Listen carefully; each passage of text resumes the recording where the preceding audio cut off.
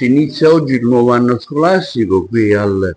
Politi e anche lei la nuova dirigenza presso l'istituto. Sì, inizio questo anno scolastico condividendo in modo particolare le emozioni di questo momento, perché come ragazzi delle classi prime anche io mi trovo al primo giorno di lezioni al liceo Raffaello Politi.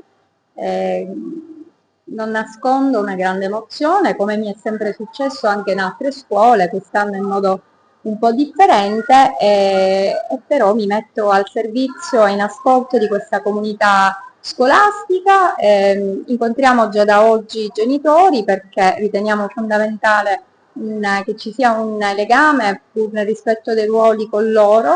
I professori hanno lavorato fin dal primo giorno, dal 1° settembre, per organizzare delle attività di accoglienza che saranno dedicate a tutti gli studenti delle classi in questa prima settimana e poi proseguiranno ancora, con l'idea che sia è fondamentale che si crei un ambiente sereno, armonioso sin dai primi giorni e che si possano riannodare i fili di un ragionamento che nelle altre classi si è interrotto a giugno e che per le prime inizia questa mattina. Ecco, avete già preparato un programma di massima, incontri diciamo fuori la scuola, attività formativa, un programma sicuramente che interesserà tutto l'anno scolastico. Il piano triennale dell'istituto già comprendeva tutta una serie di attività legate sia ad azioni da svolgersi dentro che fuori le mura. In continuità con un percorso già avviato contiamo di ripensare a queste iniziative per il grande valore che si assumono non soltanto nello sviluppo di competenze legate alle discipline, soprattutto alle discipline di indirizzo, ma perché è fondamentale che si sviluppino anche delle competenze trasversali, quindi che si pensi a quei momenti di socialità attraverso i quali realizzare comunque apprendimento e far crescere in maniera responsabile, conoscendo le bellezze del territorio, le realtà lavorative, avvalendoci della collaborazione che storicamente associazioni, club service e enti del territorio hanno assicurato a questa scuola, proprio perché la scuola non vive come monade, ma vive in un contesto, in un luogo e in un tempo. Ecco, le nuove norme ministeriali come saranno interpretate, come saranno applicate?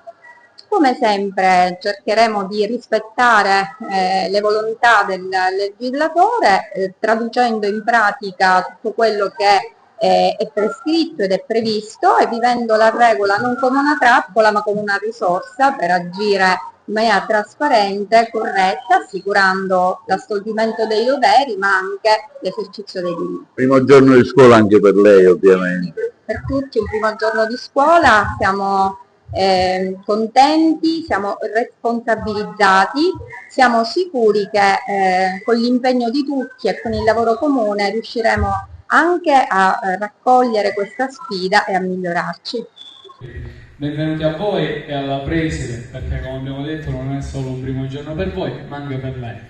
Noi rappresentanti, ex studenti, abbiamo in comune con voi anche questa cosa. Per noi è un primo giorno, è la prima volta che non ci ritroviamo ad essere qui come studenti. È da 5 anni quindi che noi siamo qui come studenti, ora ci ritroviamo come degli esterni, che vi dà il benvenuto e vi invidia pure, perché se lo posso dire